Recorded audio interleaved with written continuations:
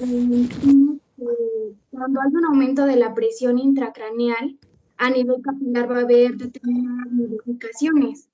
Y estas modificaciones van a ser pues en los capilares.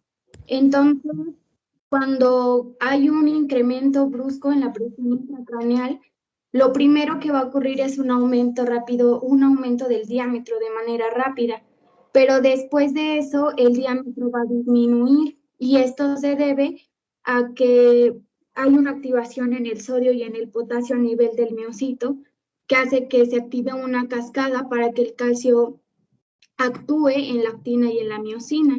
Y esto va a producir la vasoconstricción. Básicamente en eso está basado el efecto de Baylis. Entonces dice que a una mayor presión, el calibre del capilar va a ir disminuyendo para que se pueda mejorar la perfusión cerebral. Y no solamente ocurre a nivel del cerebro, sino ocurre a nivel renal y ocurre a nivel cerebral. También tocamos unos puntos de la teoría neurogénica en donde el sistema nervioso simpático es el encargado de la vasoconstricción, mientras que el sistema nervioso parasimpático es el de la vasodilatación. También vimos las concentraciones de CO2 y de oxígeno que también van a estar involucradas en este equilibrio de las presiones.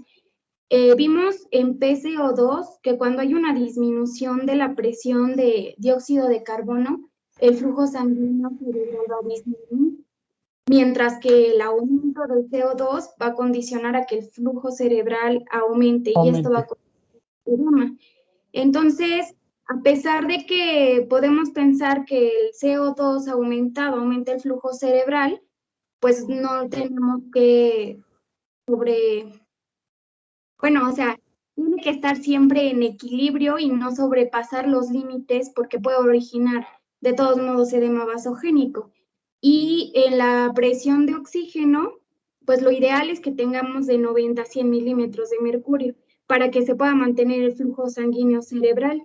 Pero si hay un aumento en el PO2, bueno, Aumenta. había comentado que se mantiene normal, pero en caso de que este llegue a disminuir, el flujo sanguíneo cerebral va a aumentar.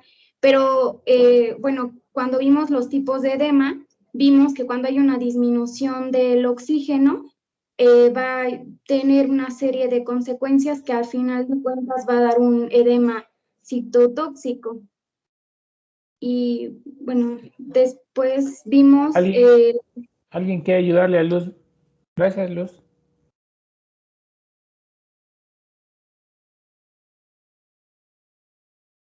¿Alguien quiere ayudarle a Luz? Doctor, también hablamos acerca de la viscosidad sanguínea.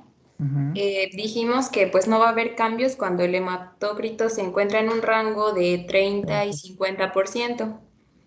Cuando el hematócrito aumenta, esto va a ocasionar que disminuya el flujo sanguíneo cerebral. Y es lo que podríamos ver en personas que tienen mal de montaña, que posteriormente podrían generar un edema citotóxico y después pues un edema intracerebral. Y por el contrario, cuando disminuye el hematócrito, va a aumentar el flujo sanguíneo cerebral, pues para compensar el oxígeno, pues. También vimos que cuando aumenta la presión arterial media, el flujo sanguíneo cerebral se va a mantener estable. Cuando aumenta la presión intracraneal, el flujo sanguíneo disminuye. Cuando aumenta la presión venosa central, también va a disminuir el flujo sanguíneo cerebral, pero cuando aumenta el gasto cardíaco, el flujo se mantiene igual. ¿Alguien me quiere hablar acerca de las imágenes del capilar cerebral y que me los asocien con lo que es el edema vasogénico y el edema citotóxico?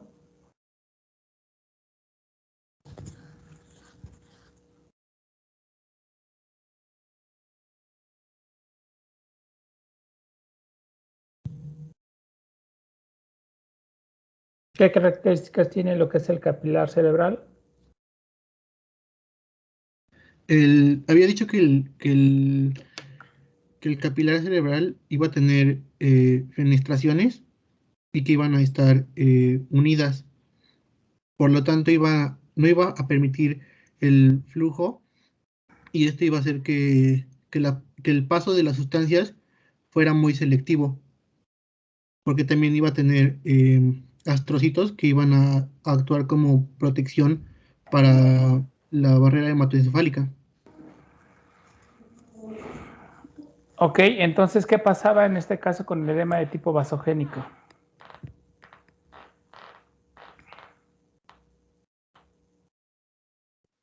En este caso, debido al edema que ya se mencionó, había filtración a través de estas fenestraciones que mencionaba mi compañero, se llegaban a romper y el líquido empezaba a pasar a través de ¿Permitían entonces el paso de componentes sanguíneos al tejido cerebral, donde al tejido normalmente cerebral. no debe de existir?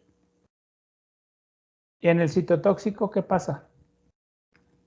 En el citotóxico, debido al edema, las células se encontraban, ¿cómo decirlo?, hinchadas, por así decirlo, y dificultaban el paso de líquido a través de los capilares. ¿Alguien quiere complementar esa parte que dijo su compañero? ¿Qué pasaba con el edema citotóxico? ¿Qué se alteran? Bueno, Yo, ¿puedo bueno. hablar, doctor? Adelante. ¿Quién? Bueno, habíamos visto que las bombas de transporte iban a estar alteradas y no iba a permitir el paso del espacio intracelular al intersticio de las sustancias como el sodio, el ácido láctico. Y bueno, cuando estas iban a dañar, iba a pasar el líquido al intersticio y las células se iban a edematizar. Y bueno, ya. ¿Alguien me quiere comentar? Vimos los 3 tipos de edema, ¿no? Bueno, mencionábamos que había 4, pero realmente son 3, que son citotóxico, vasogénico e intersticial. ¿Quién me quiere hablar del vasogénico en fisiopatología, las concentraciones, las características, el tratamiento y todo eso que vimos? Vimos una tablita. Yo, doctor. Adelante, Isaac. Bueno, del edema vasogénico, pues ya como se mencionó, se debe por la permeabilidad capilar incrementada. Su localización usualmente es en la sustancia blanca. A lo que refiere su composición de edema, pues es sobre todo por este filtrado de plasma con proteínas. Lo que se refiere a su lesión patológica es producida en algunos casos como tumores primarios con metástasis, algún tipo de trauma, abscesos o infartos cerebrales ya en su fase tardía. También había marcado que los corticoides tenían efecto en ese tipo de edema y también el efecto del manitol. También respecto al edema citotóxico, refería que la lesión patológica se refería por alguna intoxicación con agua o infartos cerebrales, pero en este caso una fase precoz. En este caso, el efecto de los corticoides no era efectivo. Sin embargo, sí en el manitol, o sea, si ponemos sustancias hiperesmolares, va a ayudar a disminuir este edema. Ya en el caso del intersticial, aquí su composición va a ser por líquido cefalorraquídeo. La lesión que lo va a producir es por hidrocefalia. Los corticoides no refiere que fuesen efectivos. En el manitol, pues podría ser cuestionable. Y debido a que la anhidrasa carbónica provocaba este aumento de líquido cefalorraquídeo, se podría administrar acetaminofeno. Acetosolamida. Sí. ¿Con qué finalidad? Con la finalidad de inhibir la anhidrasa carbónica, que esa es la que aumentaba el líquido cefalorraquídeo. Bueno, ¿qué más vimos?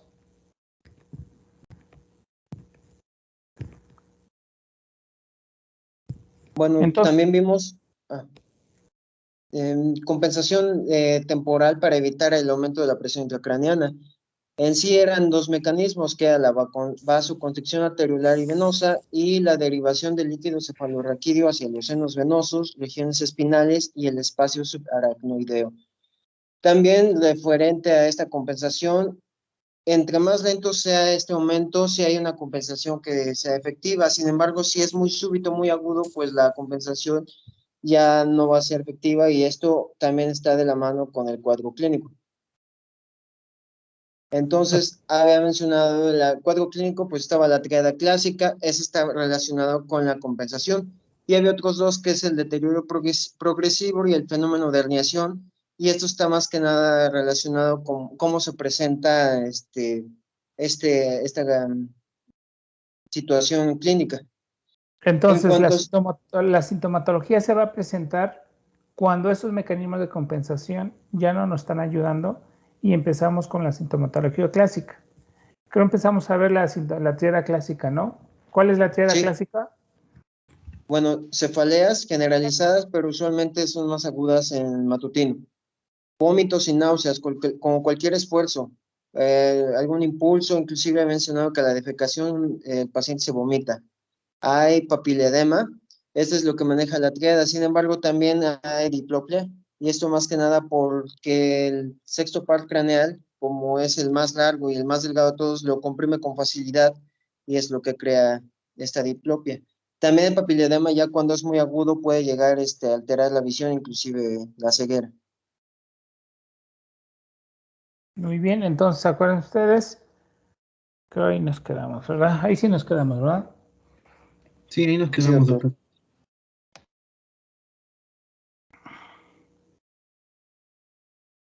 Entonces, cuando tenemos lo que es el fondo de ojo, muchas de las veces en el servicio de urgencias, pues llegan a tener lo que es el oftalmoscopio, pero bueno, muchas de las veces pedimos la valoración por parte del servicio de oftalmología, y pues bueno, ellos normalmente les van a aplicar lo que son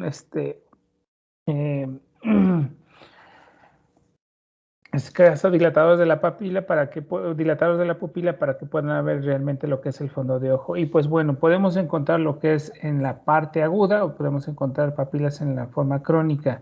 En la aguda es característico las hemorragias en flama que se encuentran alrededor de lo que es la papila, y en la parte crónica vamos a encontrar imágenes algodonosas con pérdida de lo que es los bordes nítidos, con excavación del mismo o incluso con atrofia ya directamente. En este tipo de pacientes, acuerden ustedes que en los crónicos vamos a encontrar la campimetría completamente afectada. Podemos llegar a tener un poco de lo que es la persistencia de lo que es la visión central o binocular. Y pues bueno, va a depender mucho en este caso de la etapa clínica que nosotros los llegamos a encontrar. Aquí se dan cuenta, tenemos un paciente con una masa de gran tamaño en el lóbulo frontoparietal, en la cual me está generando desplazamiento del resto del tejido, muy seguramente mecanismos de herniación. Y pues bueno, este tipo de paciente, pues tenemos lo que es los bordes de la papila perdidos con excavación del mismo, y pues bueno, estamos ante una papila con de forma crónica secundaria a un cráneo hipertensivo. La parálisis del sexto par, bueno, la diplopia normalmente se da por la parálisis del sexto par craneal, en la cual normalmente tenemos afectado el lado afectado, bueno, en este caso el nervio afectado, desviándome lo que es el ojo hacia la parte nasal, y pues bueno, nosotros tenemos que desviar la cabeza hacia el lado contralateral para tratar de lo que es enfocar los objetos, y siempre vamos a andar de esa forma. Ya saben ustedes que por qué es el sexto par craneal, porque es el nervio más largo y más delgado que llegamos a tener. Aparecen la presencia de otros síntomas, como son los acufenos, algunos trastornos mentales, la presencia de cambios de personalidad, sobre todo si encontramos tumoraciones a nivel de lo que es el lóbulo frontal o a nivel de lo que es el lóbulo temporal. La disminución de la agudeza visual, obviamente ya saben ustedes, en este caso porque se ve comprometido la campimetría, persistiendo lo que es la visión de tipo central o binocular. Podemos llegar a encontrar también pacientes con hipertensión arterial, bradicardia y patrón respiratorio alterado, y que bueno, cuando los pacientes llegan a tener sintomatología de hipertensión, bradicardia y alteración del patrón respiratorio, estamos ante una cosa que se le llama triada o reflejo de Cushing, que le podemos encontrar. Ojo, aquí tenemos que diagnosticarlo en pacientes que tienen hipertensión arterial sistémica de larga evolución. En aquel paciente que no tenía hipertensión y que tuvo un traumatismo craneoencefálico, que tiene bradicardia, que tiene alteración del patrón respiratorio, entonces la catalogamos en este caso como triada o reflejo de Cushing. Siempre hay que preguntar ese antecedente. Aunque la mayor parte de los pacientes que tienen traumatismo craneoencefálico, pues normalmente van solitarios, van en un automóvil, sufrieron un asalto, sufrieron algún accidente y pues muchas de las veces no sabemos. Pero en aquel paciente que tiene hipertensión, que tiene bradicardia y alteración del patrón respiratorio, hay que pensar en un paciente que tiene el reflejo de Cushing, y que obviamente me está indicando que mi paciente se está herniando o tiene una hipertensión intracerebral severa o más de 40. El deterioro rostrocaudal, pues obviamente son la disminución, se ve reflejado por la disminución del flujo sanguíneo, la disminución de la perfusión celular y pues obviamente me está indicando que mi paciente está con hipoxia cerebral y pues podemos encontrar alteraciones de lo que es alguna lesión focal hacia algún nervio paracraneal. Podemos encontrar la escala de Coma-Glasgow baja, obviamente con su respuesta ocular, verbal y motora, algún tipo de desorientación temporoespacial, bradipsiquia, que mi paciente no me responde de manera adecuada, pues esto me está indicando obviamente que mi presión de perfusión cerebral y mi flujo sanguíneo están bajo y que mi paciente datos de lo que es edema de tipo citotóxico. Los mecanismos de herniación siempre se van a presentar ante eventos agudos, ante la presencia de un hematoma o ante la presencia de masas que ocupan a nivel central que me están generando y desplazando el tejido a través en este caso del tentorio o a través de lo que es la hoz del cerebro, que me están desplazando el tejido hacia el lado contralateral. Y obviamente al desplazarme el tejido cerebral del lado contralateral me están generando alteraciones de posición de postura, algunas alteraciones de la papila, ya sea que sean mióticas o midriáticas, posturas de decorticación o de descerebración, la tríada clásica de Cushing, que ya saben ustedes que es hipertensión, bradicardia y alteración del patrón respiratorio. Y pues bueno, vamos a mencionar la primera, la herniación del uncus. Acuérdense ustedes que la herniación del cíngulo, en este caso la encontramos, es parte de lo que es el lóbulo frontal, en la cual me está secundario a hematomas, hemorragias o masas a nivel parietal que me desplaza el cíngulo hacia el lado contralateral, generándome compresión en este sitio, que me va a generar en este caso compresión a nivel de lo que es el cuerpo calloso, compresión de lo que es el sistema ventricular y pues algunas veces también aquí pasa la arteria cerebral anterior y pues también me puede generar compresión de la misma y esto me puede repercutir alteraciones sobre todo a nivel de lo que es el lóbulo frontal. Algún síntoma característico no tenemos, pero por tomografía vemos la imagen y la compresión y la desviación que llegamos a tener y pues estamos ante un mecanismo de herniación del cíngulo. La más frecuente, la más dramática que llegamos a tener nosotros es la herniación del uncus, ¿sí? Este tipo de herniaciones es precisamente porque el lóbulo temporal, aquí encontramos el uncus, genera desplazamiento a través de lo que es el tectón y pues obviamente me va a generar compresión, en este caso de la vía piramidal, me va a generar alteraciones de la personalidad y me va a generar hemiplegia contralateral. Y pues bueno, en este caso es muy importante la midriasis ipsilateral. Es secundaria a un hematoma epidural, se presenta de manera rápida en aquellos pacientes que llegan al servicio de urgencias cuando tienen una escala de Coma-Glasgow de 14, de 15, a las 2 horas ustedes le hacen una evaluación de la escala de Coma-Glasgow y tiene un paciente, una escala de Coma-Glasgow menor de 10, menor de 8, con midriasis ipsilateral, con alteraciones de lo que es la conciencia y con hemiplegia contralateral, estamos ante una herniación uncal, aunque también podemos llegar a tener la herniación del uncus, pero con compresión de lo que es la muesca de Kernockan, que es la compresión en este sitio, y cuando tenemos compresión en este sitio vamos a encontrar lo que es la hemiplegia ipsilateral, ya que saben ustedes por la decruzación de la vía piramidal. Puede llegar a tener compromiso la arteria cerebral posterior y pues bueno, me puede repercutir un poco lo que es en este caso la irrigación de lo que es la fosa posterior. Este tipo de herniaciones tenemos que someterlos rápido, lo que es al servicio, mandar una interconsulta al neurocirujano o enviarlas lo que es a un estudio tomográfico de resonancia para confirmar el diagnóstico y someterlos de manera urgente, ya que este tipo de herniaciones me pueden generar repercusiones o lesiones neurológicas secundarias. Aquí tenemos un paciente con una midriasis. Ahora, podemos llegar a tener herniaciones de tipo transtectorial de tipo central. ¿Cuándo sucede Pues obviamente cuando tengo una masa o una tumoración o un hematoma o una hemorragia a nivel de lo que es la región supratectorial, me desplazándome parte de lo que es la sustancia oblongada. En este sitio vamos a encontrar lo que es el desplazamiento de lo que es el tálamo, el mesencéfalo, a través de este espacio que es el tectum. ¿Y cuál es la imagen, cuál es la presentación clínica de este tipo de pacientes? La miosis de forma bilateral, alteraciones del patrón respiratorio, y normalmente los pacientes tienen la mirada hacia abajo, no pueden mirar hacia arriba, y cuando nosotros tenemos el antecedente de traumatismo craneoencefálico y la presencia de esta presentación clínica de miosis bilateral y alteración del patrón respiratorio, hay que pensar en este tipo de herniación, ¿ok?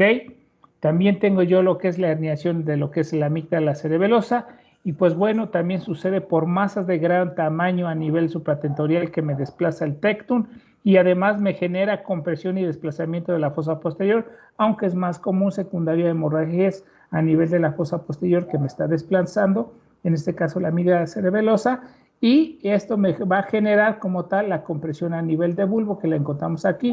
Y acuérdense ustedes que en el bulbo tenemos el centro, el control respiratorio y cardiovascular, y pues mi paciente puede caer en paro respiratorio o en paro cardíaco, y si nosotros no resolvemos este mecanismo de herniación, mi paciente se va a morir en el servicio de urgencias. Esta es una urgencia realmente. La mayoría de este tipo de pacientes van a encontrar la triada de Cushing, vamos a encontrar el deterioro neurológico y vamos a encontrar la hiperventilación neurogénica, que es una ventilación rápida, y pues bueno, mi paciente se puede llegar a morir en este tipo de circunstancias.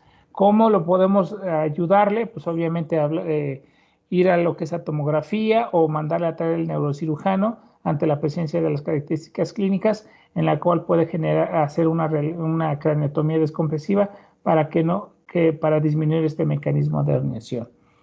Podemos encontrar también una herniación de tipo transtectorial de forma ascendente. ¿Cuándo sucede esto? Bueno, este tipo de herniaciones sucede cuando yo tengo una hidrocefalia, y este tipo de pacientes lo someten a una derivación ventrículo-peritoneal, es decir, colocan una válvula y de la válvula al ventrículo un catéter de drenaje, y si nosotros vaciamos o drenamos mucho el líquido cefalorraquídeo, genera desplazamiento de la región infratentorial a la supratentorial, y pues me va a generar como tal anomalías como cuáles, anomalías pupilares que pueden ser miosis o que pueden ser midriasis, algún defecto de postura o de cerebración, y pues esto me puede generar desplazamiento de lo que es la arteria cerebelosa superior, que normalmente también puede repercutir en infartos de tipo cerebeloso, y pues obviamente el paciente tener alteraciones de postura, alteraciones de lo que es la marcha, y que pues tenemos que tener cuidado más que nada en este tipo de herniaciones.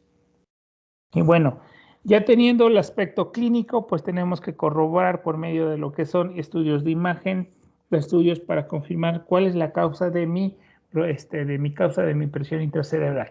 Primero es la clínica, los hallazgos neurológicos que llegamos a encontrar, y pues bueno, en este tipo de pacientes lo más recomendable es colocar un catéter arterial para determinar mi PAM, mi presión arterial media, y obviamente más o menos determinar mi presión de perfusión cerebral, tomando en cuenta otros parámetros. La monitorización de la PIC, pues obviamente es a través de lo que son sensores colocados a nivel intracerebral para determinar la cantidad de presión intracerebral que llegamos a tener. Y pues bueno, las imágenes como la tomografía o la resonancia magnética nos pueden ayudar para determinar la causante, los mecanismos de herniación o las lesiones que podríamos llegar a tener. La más práctica, la más barata es la tomografía, aunque pues obviamente la podemos encontrar más rápido en las instituciones de salud pública, también en la área privada, y aunque la resonancia magnética tiene mayor sensibilidad, pues bueno, es más cara, no todos los centros hospitalarios lo llegan a tener, pero pues bueno, cualquiera de los dos nos puede ayudar para determinar el factor causante, en la cual podemos encontrar la presencia de hematoma, la presencia de quistes aracnoideos, la presencia de una hemorragia intraparenquimatosa, donde podemos llegar a ver el sistema ventricular, la desviación de la línea media, ¿sí? Y pues bueno, el más efectivo es la presencia de la medición a nivel intracerebral a través de sensores o traductores que me van a determinar por medio de lo que es un registro, la presencia de lo que es la presión intracerebral. Y pues bueno, tenemos ante esto estudios no cruentos y estudios cruentos. Y pues bueno, dentro de los no cruentos tenemos el problema de que no tienen buena sensibilidad relacionados a los cruentos. Y pues bueno, no todas las instituciones los llegan a tener. Esto los llegan a tener algunas veces los medios privados, en la cual pueden utilizar el Doppler transcraneal, la resonancia tisular, la ecografía ocular, la tonometría ocular, la audiometría de impedancia. Pues ¿qué me indican o qué me están determinando? Solamente la perfusión cerebral que llegamos a tener. En este tipo de estudios, pues obviamente van a determinar una presión de perfusión cerebral baja, que no es tan específica como en aquellos sensores que colocamos a través de un procedimiento quirúrgico donde hacemos una incisión, un trépano y colocamos un sensor a nivel intraventricular, intraparenquimatosa, subdural, epidural, y pues bueno, estos me van a determinar exactamente la presión intracerebral. Aunque también tenemos estudios cruentos en la cual me puede determinar más o menos cómo está mi perfusión cerebral, cómo es la oximetría venosa yugular, a través de un catéter venoso, a través de una línea arterial, pues bueno, para determinar mi PAN de manera exacta y nosotros podamos determinarla cuál es. Entonces, uno u otros, pues esta tiene baja sensibilidad, son caros. El problema es que necesito una intervención quirúrgica donde me pueden tener complicaciones como cuáles, el sangrado y la infección del tejido cerebral. ¿Ok? En esta imagen tengo yo lo que es la medición de lo que es la saturación venosa yugular, en la cual se dirige lo que es la punta del catéter hacia la parte cefálico y me va a determinar la saturación de oxígeno. Lo normal es que yo tenga de 55 a 75%. Y esto equivale más o menos que yo tenga una presión tisular de oxígeno del tejido cerebral de 25 a 30 milímetros de mercurio, que obviamente se encuentra baja. Acuérdense ustedes que lo tenemos de 55 a 70. ¿Sí? Entonces, esto nos puede indicar de manera indirecta cómo me está mi presión de perfusión cerebral. Esto obviamente lo realizan lo que es en el área de choque o en el área de lo que es terapia intensiva, para determinar ese tipo de oximetría del venoso yugular. El más adecuado, el idóneo, es el intraventricular, que damos, es el gold estándar, pero acuérdense ustedes que tenemos el intraparenquimatoso, el subdural, el epidural, y pues bueno, ya saben las complicaciones, la presencia del sangrado, la presencia de infecciones, y pues bueno, tiene que instalarse por medio de un neurocirujano para que se coloque de manera adecuada. Y pues bueno, una vez que ya coloqué mis sensores, pues bueno, lo tengo que registrar, lo tengo que llevar directamente a una máquina de registro para determinar sus ondas. Ahora vamos a ver este tipo de ondas. Este tipo de ondas es la presión que normalmente llegamos a tener en un paciente con una presión de 10 a 15 milímetros de mercurio y están relacionadas con la frecuencia cardíaca, con la frecuencia respiratoria, y obviamente me está indicando que tenemos una distensibilidad craneal de manera adecuada. Bueno, en la onda normal que llegamos a encontrar en mi paciente que no tiene cráneo hipertensiva, vamos a encontrar 3 ondas, 3 muescas que las vamos a encontrar. La más alta se va a llamar onda de percusión, que está relacionada con lo que es la presión de tipo sistólica. Posteriormente viene un descenso y viene un aumento que se le llama onda tidal. Esta onda tidal está relacionada con la presión intracerebral, la adecuada, y posteriormente hace un descenso y aparece otra nueva onda que es la onda dicrótica, y esta onda dicrótica está relacionada con lo que es la presión de tipo diastólico. Entonces, esta es una onda, son las características de la onda normal de un paciente que no tiene hipertensión intracraneana. Ahora, ¿qué pasa con este tipo de ondas cuando mi paciente tiene hipertensión intracraneana? Pues bueno, la onda de percusión disminuye. Acuérdense ustedes por qué disminuye, porque disminuye mi flujo sanguíneo cerebral y obviamente disminuye mi presión de percusión, mi onda de percusión. Pero ¿qué pasa con la onda tidal? La onda tidal aumenta, que me está indicando que mi paciente tiene datos de cráneo hipertensivo. Entonces aquí estoy confirmando que mi paciente tiene una presión intracerebral alta. ¿Ok? Y pues bueno, este tipo de ondas las vamos a ir registrando. Después de esto aparecen unas ondas secundarias, que estas ondas secundarias pues las podemos encontrar y podemos encontrar mayor registro. En esta gráfica yo tengo mi paciente en la cual estamos determinando mi presión intracerebral. Si yo tengo mi paciente entre 10 a 15, pues vamos a encontrar la onda de percusión, la onda tidal y la onda dicrótica sin ningún problema, ¿verdad? Donde no vamos a tener sintomatología clásica. En aquellos pacientes que tienen una masa en la cual utilizan los mecanismos de compensación, pues bueno, la onda de percusión empieza a disminuir de tamaño y empieza a aparecer lo que es el crecimiento de la onda tidal. Quedamos en aquellos pacientes que ya tienen un cráneo hipertensivo, donde los mecanismos de compensación ya los perdimos, pues bueno, la onda tidal está completamente alta y pues bueno, se pueden asociar a las ondas secundarias en la cual las vamos a encontrar con los siguientes registros. Aparecen unas ondas tipo A, unas ondas tipo B y unas ondas tipo C. Unas relacionadas con la frecuencia cardíaca, unas relacionadas con la frecuencia respiratoria. Y pues bueno, este tipo de ondas, pues normalmente las de tipo A, también llamadas de plateo o MZ, obviamente me está indicando que mi paciente tiene una presión mayor de 50 milímetros de mercurio. Y pues bueno, siempre lo vamos a encontrar con la tríada clásica, con la tríada de Cushing y con alguna presentación clínica de algún mecanismo de herniación, ya sea con miosis, midriasis, posición de decorticación, posición de cerebración. Y pues bueno, me está indicando que mi paciente tiene una presión intracerebral severa. Las ondas de tipo B, pues bueno, normalmente las vamos a encontrar antes de las de tipo A y me está indicando que mi paciente tiene una presión de 20 a 50.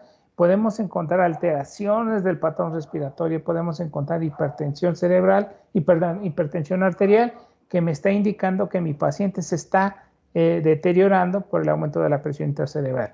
Y las ondas de tipo C, también llamadas ondas de Trauer-Herin-Meyer, pues bueno, están relacionadas normalmente con el ritmo cardíaco. Este tipo de ondas de tipo C las llegamos a encontrar en la meseta de las ondas de tipo A. ¿Ok? Y pues bueno, la tomografía, como les había yo dicho, pues me va a indicar más que nada para la imagen, sobre todo si no tengo la presencia de desviaciones de línea media, el efecto de masa por un tumor, por una hemorragia, desplazamientos de la línea media, compresión de lo que es el sistema ventricular, pérdida de lo que es las circunvoluciones de los hemisferios, que también me están indicando que hay edema cerebral. Cuando nosotros cuando ya tenemos una tomografía y en este caso ya determinamos el efecto de masa, la presencia de lo que es infiltrado, en este caso hiperdenso, que es secundario a una hemorragia a nivel de lo que es la región frontal del lado derecho, que me están generando desplazamiento de la línea media, que me están generando compromiso y compresión de lo que es el sistema ventricular. En este tipo de pacientes, ¿qué tipo de herniación me está generando? Chicos. Hola. ¿No sería una herniación del cíngulo? Así es. Me está generando la compresión del sistema ventricular y desviación de la línea media. Y pues bueno, al secundario o un hematoma y una hemorragia de tipo frontal del lado derecho. Podemos encontrar en este caso también compresión completamente del sistema ventricular, la pérdida de las circunvoluciones sin la presencia de alguna masa. Y pues bueno, estas imágenes las encontramos en pacientes con insuficiencia renal, insuficiencia hepática, pacientes con mixedema severo, en pacientes con descontrol hipotiroideo, que me está indicando que tengo un edema cerebral de forma importante. Bueno, ya cuando yo tengo por clínica que mi paciente tiene un cráneo hipertensivo, donde ya tengo una tomografía en la cual ya tengo un efecto de masa por una hemorragia, por un tumor, donde tengo ya desplazamientos, mecanismos de herniación, pues tenemos que instituir un tratamiento de manera rápida en el servicio de urgencia, ya sea en el área de choque, o pasar mi paciente al área de lo que es terapia intensiva para que tenga una monitorización y una atención de manera adecuada. El tratamiento que nosotros vamos a dar obviamente va a consistir en evitar lesiones neurológicas secundarias. Estas lesiones neurológicas secundarias, si yo no las evito, mi paciente va a quedar con secuelas. Las lesiones neurológicas primarias son aquellas que me son causantes al traumatismo, a lo que es a la herida, secundario a lo que es el efecto de masa, que si yo no instauro un tratamiento, voy a tener una lesión neurológica secundaria y que estas son de forma irreversible. Ok, y tengo un objetivo. ¿Cuál es ese objetivo? Mantener mi presión intracerebral menor de 20 milímetros de mercurio, mantener una presión de perfusión cerebral mayor de 60 y menor de 120 para que mi presión intracerebral mejore. Y pues obviamente evitar todo tipo de factor que agrave o que precipite mi aumento de la PIC, como alteraciones o desincronización de la asistencia mecánica ventilatoria, la presencia de fiebre, la alteración de lo que es un cambio de posición de la cabeza. Y pues bueno, el objetivo de esto es mantener mi PIC menor de 20 y mi presión de perfusión mayor de 60 y menor de 120. Y obviamente, cuando yo tengo un paciente con cráneo hipertensivo, es una emergencia médica que necesita atención de manera rápida. Y pues bueno, aquí yo les muestro una escalera o una forma de tratamiento en un paciente. También no puedo decir que mi paciente va primero, tengo que dar el tratamiento 1, luego el tratamiento 2, luego el tratamiento 3, luego el tratamiento 4. Cuando yo tengo un paciente con sintomatología clásica de mecanismos de herniación, en la cual me puedo ir directamente al escalón de tipo 4, entonces esto va a depender de la presentación clínica que yo tenga, de la presentación radiológica e instaurar lo que es el tratamiento. Y pues bueno, en el escalón 1, cuando llega a su paciente con una escala de Coma-Glasgow de 13, de 14, donde está todavía orientado en tiempo y en espacio, pues tenemos que condicionar primero lo que es elevación de la cabecera de 30 a 40 grados. ¿Para qué? Para favorecer un drenaje adecuado de lo que es el retorno venoso, no desviación de la cabeza, tener cuidado en este caso con los collarines rígidos que no me generen compresión a nivel yugular y no me altere en este caso el drenaje venoso. En aquellos pacientes que sufren traumatismos, que sufren dolor, pues tenemos que generar una sedorelajación. La sedorelajación obviamente tiene que ser muy superficial, que no genere depresión del sistema nervioso central para que no me altere lo que es la aplicación de la escala de Coma-Glasgow. Tenemos que aplicar lo que es el oxígeno. Acuérdense ustedes que tengo que mantener una oximetría arriba de 90 para que no me altere mi flujo sanguíneo y con esto obviamente esté llegando el oxígeno a nivel de mi tejido cerebral. Cuando a pesar de este tratamiento o cuando yo tengo ya, llega mi paciente al servicio de urgencias, tengo que instaurar esto. Si yo tengo ya una tomografía y ya tengo imagen, que ya imagen radiológica de una presión intracerebral, pues bueno, tengo que iniciar lo que es la aplicación de sóreos hipertónicos o sustancias hiperosmolares con el fin de deshidratar, de arrastrar líquido a nivel intracerebral hacia mi extravascular y que me esté generando disminución de lo que es el cráneo hipertensivo. Si a pesar de estas dos medidas mi paciente todavía continúa, pues obviamente tengo que someter mi paciente a hiperventilación o a hipotermia. La hipotermia, la verdad, yo nunca la he visto. Yo no he visto ningún centro de atención en pacientes que tienen traumatismo craneoencefálico. La verdad desconozco, pero menciona lo que es la hipotermia. Y la hiperventilación, pues bueno, mi paciente que se somete a intubación, se le genera lo que es la hiperventilación para barrer mi CO2 y que me disminuya en este caso mi edema cerebral. Cuando a pesar de este tratamiento no mejora, pues bueno, entonces tengo que instaurarle lo que es el coma barbitúrico con el fin de que mi tejido cerebral no utilice mucha energía, no esté funcionando de manera adecuada. Podríamos decir que mi tejido cerebral lo vamos a dormir para que no me genere daño.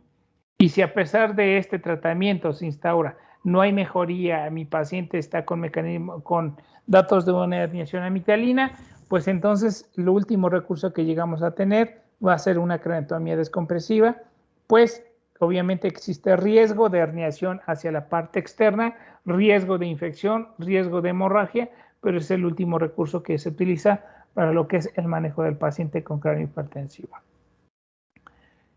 Pues bueno, el retorno venoso, ya saben ustedes que tiene que ser una posición central y adecuada de la cabeza, elevación de 30 a 40 grados con respaldo en la cabecera de manera que no esté quejando, y con el fin de que tengamos un retorno venoso de manera adecuada. En la oxigenación, en la cual se puede utilizar lo que son puntas nasales, pero el mejor va a ser una mascarilla reservorio para que tengan una mejor concentración de oxígeno. Y pues bueno, en este caso vamos a evitar la hipoxia, vamos a evitar la hipercapnia.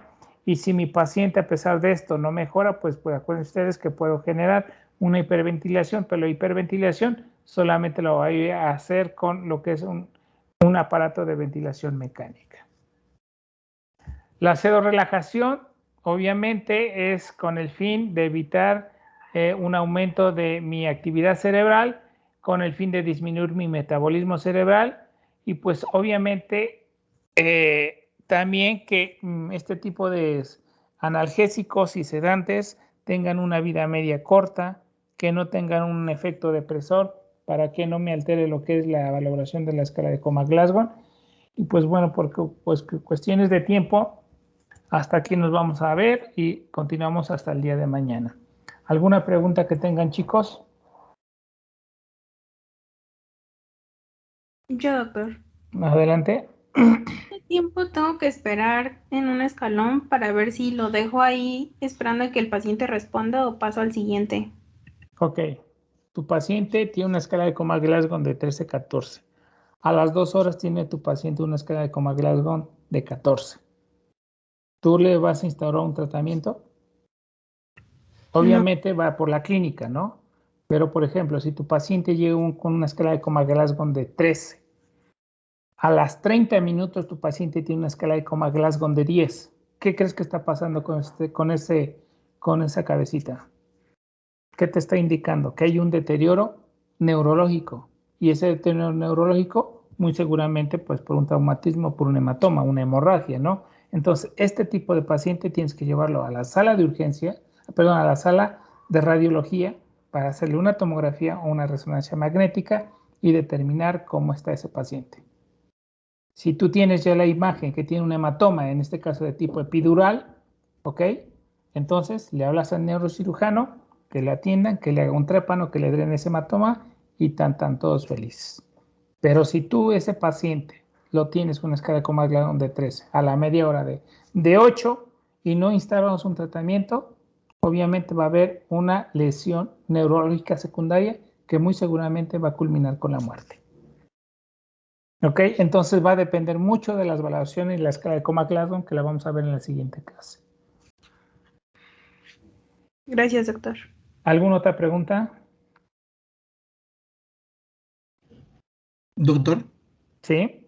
En cuanto a los trastornos, bueno, había dicho que de los síntomas que se podían presentar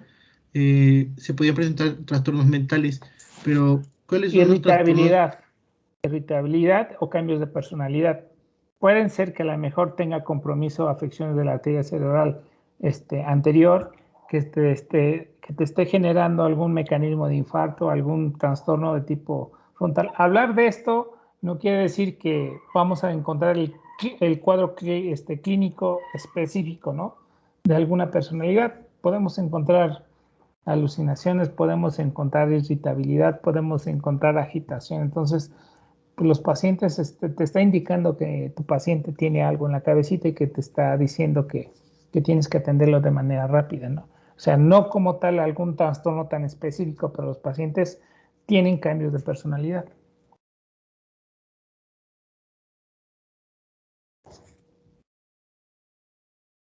¿Alguna otra pregunta?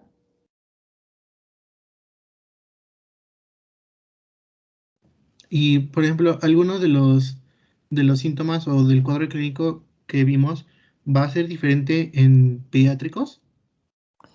Sí, realmente en pediátricos pues, se van a encontrar ustedes que el paciente está con irritabilidad, que el paciente está con vómito, que el paciente tiene pérdida de lo que es alguna movilidad, de alguna extremidad, ya sea en posición de flexión, de posición de decorticación, o que el paciente, pues bueno, caiga en paro cardiorrespiratorio, ¿no? Entonces, En este caso, los niños normalmente se van a quejar de dolor de cabeza, irritación, vómito, que pues bueno, si el paciente se cayó de las escaleras y empieza con esa sintomatología, o que a lo mejor fue el niño y el paciente empieza con alteraciones de la marcha, que te está indicando que pues obviamente tiene datos de cambio hipertensivo, ¿no?